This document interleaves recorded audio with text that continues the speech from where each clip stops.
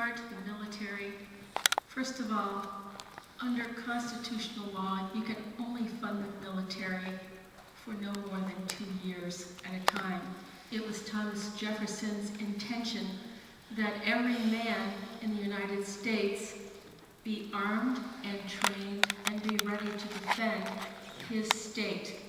Article 1, Section 8 states, no, 9, 10 states that the Congress shall provide funding for the military, but they shall reserve to the states respectively the training and hiring of officers.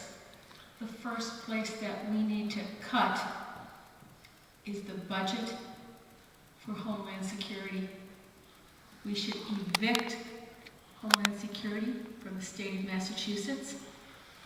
They compromise the safety of the victims of Katrina. And if there would be an emergency here, they could effectively block help from getting in. Thank you. Thank you. Okay, I'm going to ask a question, and I'll give you 2 minutes to respond on health care. Many politicians on both sides of the aisle are calling for an expansion of access to health care, either through tax credits or government programs. But the main reason, a lot of economists at least think, people are losing their health insurance is simply that health care costs too much. The United States spends nearly 16% of its gross national product on health care. The average affluent democracy spends a bit more than half that. What would you do to cut health care costs, or at least slow the increase in health care costs? And we start with Mr. Frank. I would reduce substantially the role of the profit-making private insurance companies. That's one reason why the other countries don't have as much expenditure. And this is an area where I think a greater public role is relevant. People say, well, you don't want the government medicine. The most popular form of medicine with those who receive it in the United States by far is the medical care delivered superbly by the Department of Veterans Affairs. Now that's government medicine. I'm not suggesting we do that for everybody. But if you tell me the government can't run medicine well, tell that to the veterans who fiercely defend the quality of the care they get at the Department of Veterans Affairs. Secondly, Medicare has worked a great deal better in the 43 years since we've had it than its opposite. What I would like to do is to expand the Medicare principle. Yes, medical care should be privately delivered outside the VA. People should have their choice of doctors. But I believe that the Medicare system delivers medical care much more efficiently than does the private insurance system for others. There's also a good argument from the standpoint of the American economy for reducing the linkage between your job and your health care.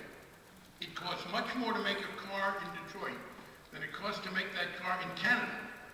Canada's got strong environmental rules and strong union rules. I wish we had union rules as good as Canada's. But the American manufacturers have to put the cost of health care on the cost of every car rather than have it more widely shared. This linkage between health care and employment is a terrible problem. It also means that when we get the kind of economic problem we've had, and as I said, I want some inequality in this country, but I've been a leading critic of the excessive inequality we have, when we have trade policies that unduly impact working people as opposed to people at the high end, they don't only lose their jobs, they lose their health care. So I am in favor of expanding on the Medicare model, both as a matter of social efficiency, as a matter of improving the job situation, and because I think we can deliver it less expensively. Thank you, Mr. Frank. Mr. Sholley, again, what would you do to cut healthcare costs? Well, I'm a firm believer in the preventive approach to medicine. I think we as Americans, like European countries and even Asian countries, they put a lot more emphasis on preventive care, especially in Germany. Germany and Switzerland are great models. I think in this country we over-operate and over-prescribe medication too much. You know, you keep hearing that jingle, better living through chemistry. Well, you know, maybe we've taken chemistry a little too far. We've got seniors that are on so many different medications, they don't know what day it is. I think we need to get away from that. I'm glad my opponent mentioned the VA model.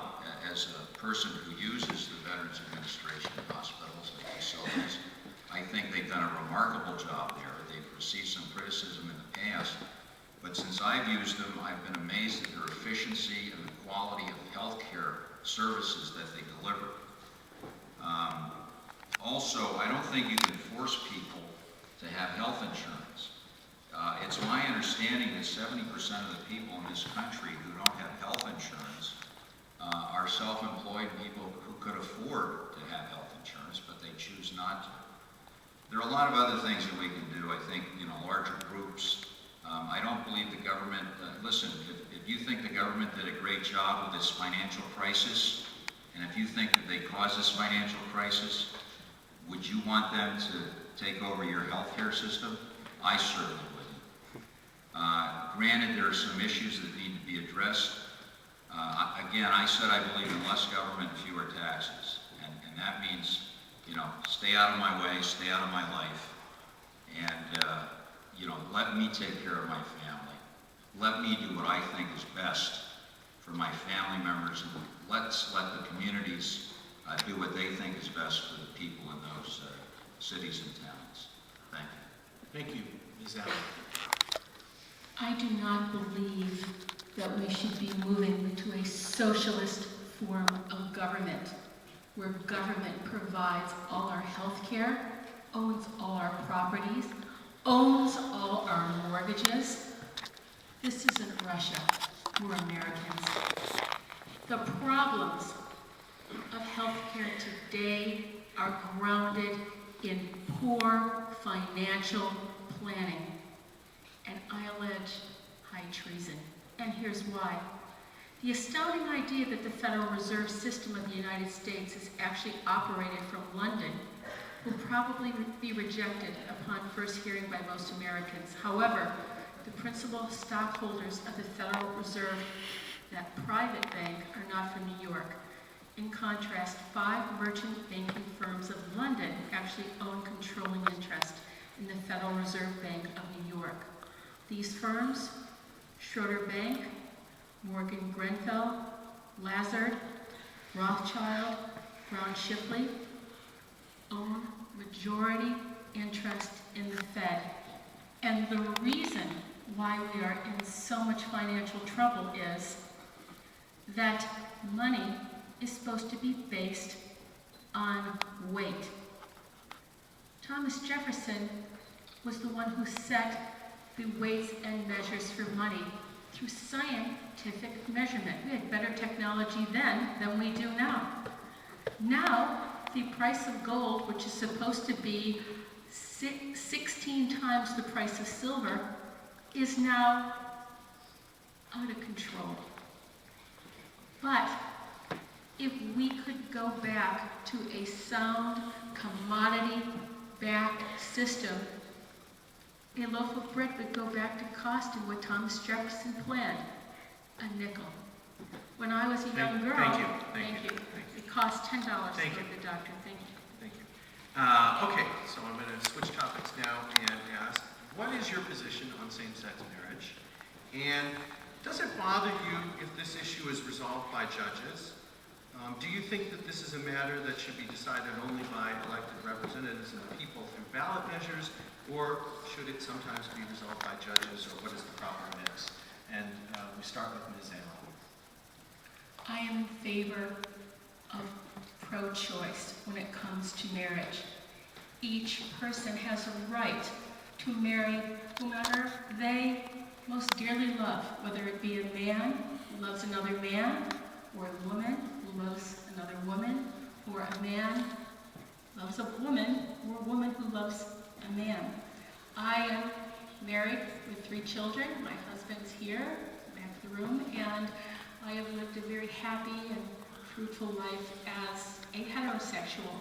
However, some people are homosexual, and that is fine. I think it's important that we support same-sex marriage, because otherwise children who are not heterosexual could be, they were beaten up a lot more in the 70s and 80s. And I am going to give credit where credit is due. I think Mr. Frank has done a lot for the gay community, and it is because of him that there's been a reduction of abuse of gay children.